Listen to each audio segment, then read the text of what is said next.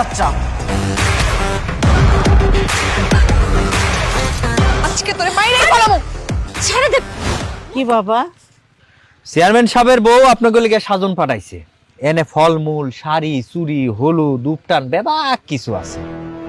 আজকে রাতে হলুদের অনুষ্ঠানে চেয়ারম্যানের বউ নিজে আইবে, বুঝতে পারছেন? কি ব্যাপার? থাপ্পড় মারলাম তারপর সাজন পাঠাইছে, তার মানে কি বিয়াটা ভাঙতে পারে নাই? এই বিয়া তো তাহলে হয়ে যাইব। না না, আর সে বসে থাকুন যাইব না, আমারই কিছু একটা করতে হইব। উনি তো বাড়িতে নাই, উনি আরো হীরা আনতে গেছে। কিন্তু হলুদ যে হইব এই ব্যবস্থা তো আমরা আসলে করি নাই। যা পারেন না তা করতে যান কেন? বামুন হইয়া চাঁদে হাত দেওয়ার খুব শখ। আগেই কইতেন যে আমগো সামর্থ্য নাই, বিয়া দিতে পারবো না।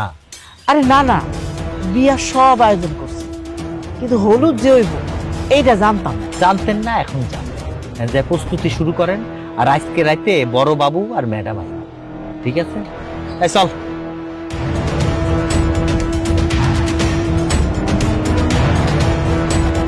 এমনি হতে পারে না, এই বিয়ে আমি করুম না।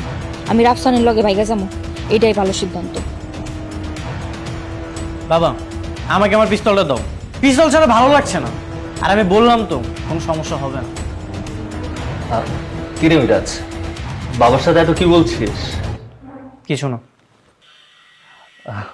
বাবা, মা বলছিল বিয়ের শেরওয়ানিটা কিনে নিতে। শেরনি না, কাফনের কাপড় কিনো, বিয়েতে কাজে লাগবে।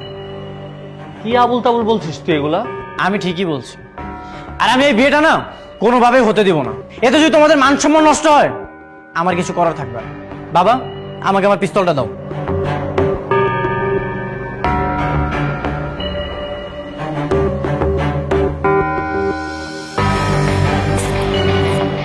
ডয়ারে আছে।